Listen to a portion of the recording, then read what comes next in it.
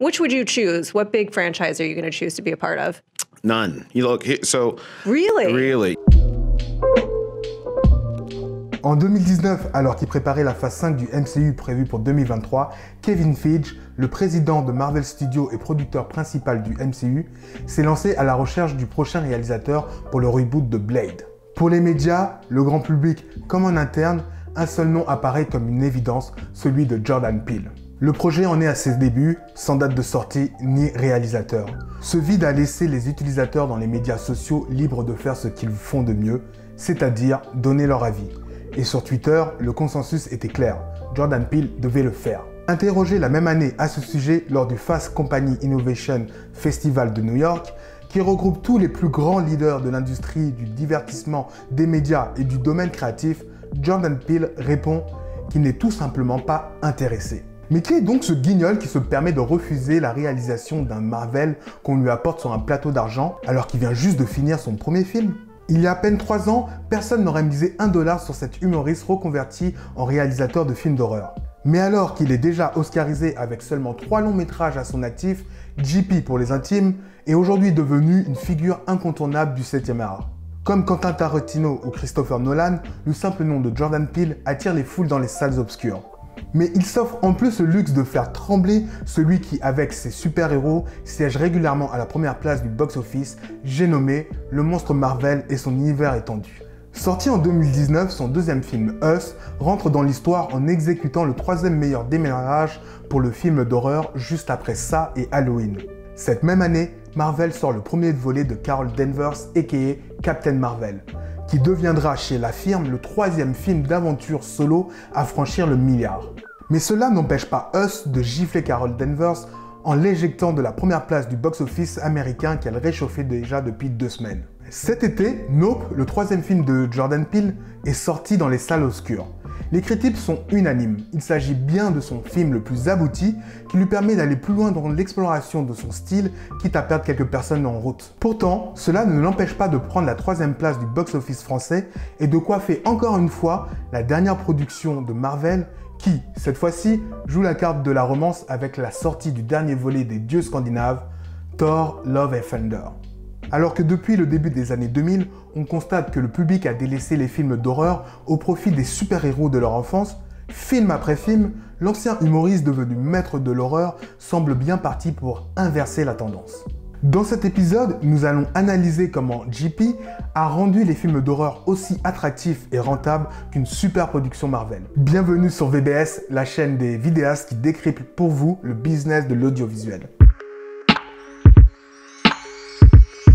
1998, alors que la France tombe sous le charme de la comédie musicale Notre-Dame de Paris et célèbre sa première Coupe du Monde, James Cameron pulvérise tous les records avec Titanic en devenant le premier film à dépasser le $1 milliard au box-office mondial. Il lui faudra 10 ans pour surpasser son propre exploit avec Avatar et encore une autre décennie pour que Marvel, avec Avengers Endgame, laisse à son tour le paquebot dans son sillage. Depuis, une 50aine de films ont rejoint le prestigieux club des milliardaires du box-office et Marvel Studios se taille la part du lion avec 10 productions à son compteur. Un succès que l'on doit en grande partie à un plan bien élaboré que son président Kevin Feige a pu déployer en bénéficiant de la puissance financière de Disney qui a racheté Marvel Entertainment en 2009. Avant de prendre la direction de l'entreprise, ce grand fan de super-héros avait un plan fou. La mise en place d'un arc narratif géant jamais réalisé auparavant dans l'histoire du cinéma, connu aujourd'hui sous le nom de l'univers cinématographique de Marvel, ou MCU pour les intimes. La mise en place de cet univers ne fut pas décidée à la hâte, mais résulte au contraire d'une réflexion poussée qui nous livre tout un monde cohérent, avec pour avantage de séduire les adultes comme les enfants. Afin de créer un engouement et de maintenir l'intérêt du grand public autour de cet arc narratif, Kevin Feige a conçu le MCU en planifiant différentes phases constituées de plusieurs épisodes contribuant chacun à faire évoluer l'univers. La phase 1, contenant 5 films, s'achève avec le premier opus d'Avengers. L'idée est de faire en sorte que chaque film puisse être compris de façon indépendante en développant sa propre histoire qui se ponctue par la défaite de l'antagoniste, tout en étant bien sûr intégré à un récit plus large ancré dans le MCU. Grâce à cette hyper-productivité constante, Marvel, qu'on surnomme à juste titre la maison aux idées, comble le vide entre la sortie des films, environ un nouvel opus chaque 6 mois, en proposant des séries sur les plateformes VOD. L'objectif, rester constamment présent dans l'esprit de son public et maintenir la hype autour des prochaines sorties pour que la consommation de productions Marvel fasse partie intégrante du quotidien de son audience. Et pendant ce temps-là, à New York, un jeune humoriste sorti de nulle part s'apprête à faire de l'ombre à ce monstre du cinéma de divertissement. Message à tous nos vidéastes, je prends juste 2 secondes pour vous informer qu'on partage tous nos meilleurs conseils et stratégies business pour faire décoller votre activité de prestation vidéo et le lien se trouve dans la description. Alors que ce sondage du Parisien nous montre que la majorité des enfants américains rêvent de devenir athlète olympique, pilote d'avion ou encore astronaute, JP, passionné par les films d'horreur, rêvait déjà quant à lui d'être réalisateur. Hasard ou signe du destin, il grandit à New York, à quelques blocs du Dakota Building, ce fameux bâtiment rendu célèbre par l'un de ses grands classiques préférés du cinéma, Rosemary Baby de Roman Polanski. Mais dans le New York des années 70, rares sont les réalisateurs afro-américains en tête d'affiche qui peuvent inspirer les futures générations. Détail important pour ce métis qui a grandi dans une Amérique où la ségrégation raciale reste encore une plaie béante dont nous connaissons toutes les répercussions dramatiques. Pour Jordan Peele, trouver sa place en tant que métis dans ce contexte ne fut pas simple. D'ailleurs, il avoue s'être toujours senti outsider. C'est en 1991 qu'il trouve sa première véritable source d'inspiration et d'identification. One year, Whoopi Goldberg won the Academy Award for Ghost. I remember she got up on stage and she said, "To everybody out there who looks like me and thinks they'll never be able to make it and achieve their dreams, you can do it." Galvanisé par les paroles de Whoopi Goldberg, c'est décidé, il sera réalisateur quoi qu'il en coûte. Mais malheureusement, la peur de l'échec et les doutes quant à la capacité de l'industrie d'accepter sa vision du cinéma le poussent à enfuir ce rêve pendant de nombreuses années. Après avoir reçu une formation de marionnettiste au Sarah Lawrence College, il s'orienta ensuite vers l'acting en ayant constaté que les opportunités étaient plus nombreuses pour les Afro-Américains. Il choisit par la suite de se spécialiser dans l'humour et l'improvisation, domaine dans lequel il fera carrière notamment à travers le fameux duo Key and Peele. La première fois que Key rencontre Peele, c'est sur le plateau de la série télévisée américaine Made TV. La chimie entre les deux acteurs va prendre instantanément. Leur biracialité et le voyage constant qui en découle entre les deux communautés leur assurent les clés d'un humour commun qui donne naissance à une satire avisée sur les cultures blanches comme noires des États-Unis.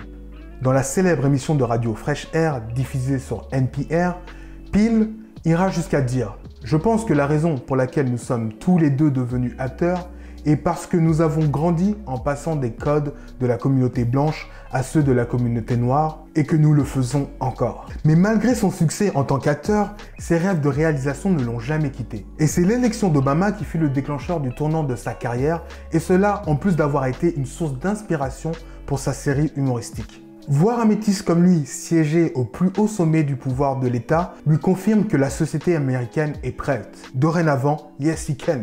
Armé d'une stratégie bien ficelée, il décide de concrétiser son rêve le plus profond et de faire le grand saut vers la réalisation.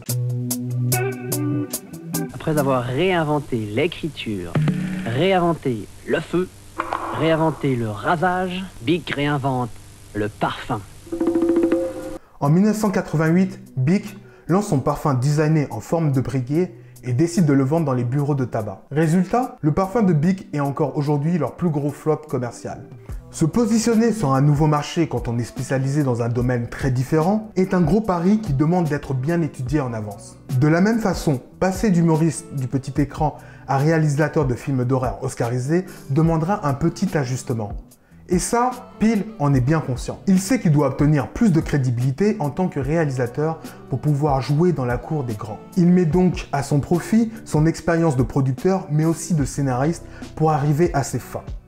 En tant que producteur, Jordan Peele a acquis une connaissance aiguë du milieu et de ses règles. Et il sait qu'à Hollywood, l'argent est au centre de toute décision. Et pour s'assurer d'avoir un gros budget de production, il va devoir s'assurer d'avoir toute leur confiance. Sa stratégie ? Miser sur des films à petit budget dans la lignée des classiques de l'horreur. My next movie, you know, I could probably be making a more expensive movie, but I'm sort of just going one step up because I know they trust me, but I also know when it gets into a certain area of money, they can't afford to trust me. Cette stratégie du pas à pas, Peele va aussi l'appliquer à son style scénaristique. Son objectif, s'assurer que ses films soient interprétés selon son propre point de vue. Et pour ça, il est notamment très à l'écoute des remarques qui lui sont faites concernant son travail, considérant qu'il a toujours quelque chose de constructif à prendre de toute critique. If somebody tells me you shouldn't have this happen in the movie because it's too violent, well, I'm thinking, well, it's supposed to be violent. What I don't do is go in and change my movie and take out the violence. So how can I put in something earlier that makes that violence feel better? Son premier film, Get Out, en est un parfait exemple car son écriture lui a pris 8 ans. 8 années ponctuées de phases de test et de correction, notamment à travers des projections privées. Et il est clair que cette technique a clairement porté ses fruits. Je vous rappelle que JP, Jordan Peele, a obtenu l'Oscar du meilleur scénario pour l'occasion. Fortement ancré dans la culture populaire et n'hésitant pas à aborder certains sujets centraux comme les enjeux liés aux relations interraciales, le duo Key & Peele est rapidement devenu culte au pays de l'Oncle Sam. En travaillant sur les scénarios des sketchs de sa série, Peele affine son style au fil des années et en profite pour tester son approche auprès de son public cible. D'ailleurs, on retrouve en effet de nombreuses similarités entre certains sketchs et des éléments de ses films. Hi, kids.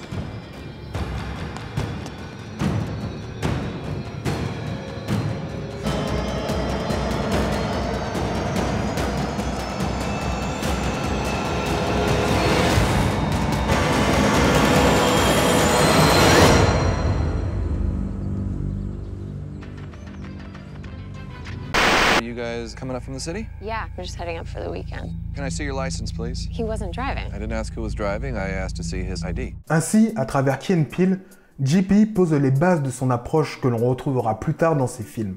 Attaquer les stéréotypes du black horror.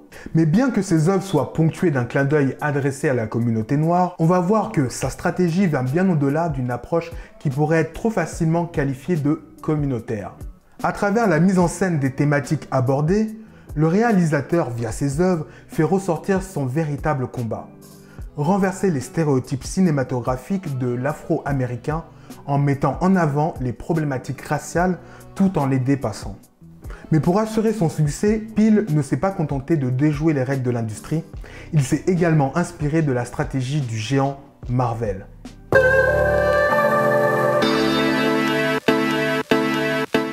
Comment faire pour s'assurer que son travail soit vu et apprécié de son public? Que ce soit dans le cinéma ou dans l'industrie de la vidéo, l'un des éléments centraux est de bien connaître son audience. Et c'est toujours plus facile quand celle-ci est précisément ciblée. La solution? Adapter une stratégie de niche, c'est-à-dire cibler une catégorie spécifique de la population pour concentrer ses efforts et exceller dans son domaine. Un point que Marvel et Peele ont parfaitement assimilé. Alors oui, la maison aux idées fait clairement du cinéma mainstream. Et pourtant, ça n'empêche pas le studio d'être très niché, puisqu'il est dans un sous-genre cinématographique qui appartient à la science-fiction, les films de super-héros. Et inutile de préciser que ce choix est largement payant. Avec un catalogue de plus de 5000 personnages, le simple nom de Marvel incarne aujourd'hui à lui seul le concept même de super-héros. Suite à son rachat par Disney, la stratégie de Kevin Feige s'est enrichie d'une nouvelle carte, celle de la nostalgie. Les grands-pères lisaient les comics, les pères regardaient des dessins animés, et les enfants font de la même avec les films et les séries.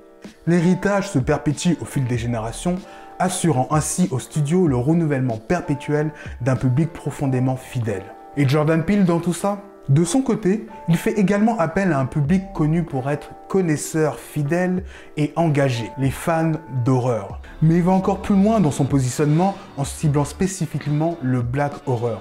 Il reste ainsi fidèle à la thématique qu'il a développée depuis le début, les relations interraciales. Pourtant, contrairement à ce qu'on pourrait penser, son approche orientée vers la communauté afro-américaine ne se limite pas à cette cible. Pour preuve, lors du premier week-end de sa sortie américaine, son dernier film, Nope, a réuni une audience constituée de 35% de caucasiens, 33% de noirs, 20% d'hispaniques et 8% d'asiatiques. Son secret, réussir à raconter des histoires qui dépassent les clivages habituels et touchent l'universalité de l'être humain en allant chercher dans les grandes peurs sociales collectives et partagées. Voici ce qu'il en dit. Quand une histoire est bonne et qu'elle se fait entendre, elle crée un lien, conclut Jordan Peele. C'est notre seule manière de voir le monde à travers le regard de quelqu'un d'autre. Vous êtes le héros quand vous lisez un livre ou regardez un film, vous vous identifiez au protagoniste. Ce principe d'identification encourage l'empathie, favorise la reconnaissance et la compréhension de l'autre. Pour cela, l'une de ses armes consiste à utiliser l'humour, voire même l'absurde. Pas de ton moralisateur pour dénoncer le racisme dans Get Out, pas de dramatisation à outrance pour pointer la division des classes dans Us. Il fait passer ses messages en mettant en avant l'absurdité de ce qu'il cherche à dénoncer. En ajoutant une pointe d'humour décalée à l'horreur, il rejoint tout le monde et crée l'absurde horrifique. D'ailleurs, l'utilisation des peurs sociales au bon moment, en fonction de l'évolution des mentalités, est un point commun qu'il partage avec Marvel. Au passage, c'est un sujet sur lequel on reviendra plus tard en profondeur lors d'un prochain épisode consacré à la stratégie de Marvel pour sortir de la faillite. Si l'adoption d'une stratégie de niche est un des facteurs communs pour expliquer le succès de Marvel et de Jordan Peele, comment expliquer que le jeune réalisateur soit parvenu à égaliser le géant des blockbusters ? Pour trouver la réponse, il faut chercher du côté de leur budget. Et vous allez voir que la production la plus rentable n'est pas toujours celle que l'on croit. Aujourd'hui, quand on parle de budget de production, ou même de budget en général, revenus des acteurs, location des salles, produits dérivés, etc., la maison aux idées fait systématiquement partie des têtes d'affiche avec des chiffres multipliant les centaines de millions de dollars. Si on se penche plus précisément sur son approche marketing, le studio des super-héros choisit par exemple d'être fidèle à son univers du grand spectacle en créant l'événement à chaque dévoilement des prochaines sorties prévues au calendrier. En s'inspirant librement des conférences keynote d'Apple, popularisées par Steve Jobs, Marvel organise de grands rassemblements prenant la forme de véritables shows. Ainsi, pour la phase 3 du MCU, la conférence de Los Angeles surnommée le Marvel Media Day, le PDG Kevin Feige annonça devant une foule de journalistes le programme détaillé des films. Et pour créer encore plus d'engouement autour de cet événement, il fut accompagné par certaines de ses stars fétiches, comme l'acteur qui joue Iron Man, celui qui joue Captain America, ou encore celui qui joue Black Panther. Ce qui permit finalement d'enflammer les réseaux sociaux. Ainsi, le hashtag Marvel Event, utilisé pour cette conférence, resta dans les 10 sujets les plus parlés au monde pendant près de 3h30. Une publicité incroyable et surtout gratuite qui créa un enthousiasme chez les fans qui purent spéculer finalement sur le déroulement du MCU. Aujourd'hui, leur calendrier est devenu leur plus grande arme de promotion. Si l'on compare le budget marketing des films Marvel sortis la même année que Get Out, le premier film de Peele, on a Spider-Man Homecoming avec un budget de 140 millions de dollars en marketing et Les Gardiens de la Galaxie Volume 2 avec un investissement plus modeste, 80 millions de dollars. Alors comment se fait-il que Get Out, avec son modeste budget marketing de 30 millions, soit tout de même parvenu à devenir le film le plus rentable de l'année 2017 ? La réponse est justement dans la question. Parce que quand on ne possède pas la puissance de frappe financière de Disney et que notre premier film ne repose pas sur la réputation déjà établie d'une célèbre franchise, il faut trouver d'autres moyens de pouvoir faire sa promotion et quoi de mieux que de pouvoir le faire le plus gratuitement possible. Pour réussir son coup, Jordan Peele va s'inspirer de la stratégie marketing du premier Matrix en misant tout sur son film. Conscient qu'il bouleverse les codes cinématographiques et rassuré par son travail de fond sur la perception de ses œuvres, JP va laisser parler le bouche à oreille. Il crée ainsi un effet boule de neige faisant à la fois la promotion de son film, mais aussi celle de ses propres compétences en tant que réalisateur, et tout cela à moindre coût. On va faire le calcul ensemble. Pour Get Out, on a un budget de production à 4,5 millions de dollars, un budget marketing qui équivaut à 30 millions de dollars, et le tout pour des recettes mondiales de 250 millions de dollars. Cela nous donne un retour sur investissement de 630%. Quant à Us, son deuxième film, sorti en 2019, il a obtenu le plus gros revenu des films originaux de l'année aux États-Unis. Avec Nope, sa dernière réalisation, le nouveau maître de l'horreur vise encore le sommet de la rentabilité pour 2022. Du côté de la maison aux idées, l'objectif est d'investir des sommes colossales pratiquement à chaque étape pour s'assurer de dominer l'industrie. Et pour ce faire, ils investissent énormément d'argent dans les effets spéciaux, pour ses vedettes, mais surtout pour la promotion de ses films. Et cela fait vite monter la facture, impactant directement les bénéfices. On voit donc que c'est en bonne partie la différence de gestion budgétaire qui détermine la donne en termes de rentabilité entre Marvel et Jordan Peele. Mais pour le studio aux 5000 personnages, si on ramène ça à sa vision globale, cela reste très cohérent. Depuis longtemps, Marvel, c'est bien plus que des films de super-héros. C'est une marque, voire même une énorme franchise qui a su se développer en tirant parti de toutes ces opportunités.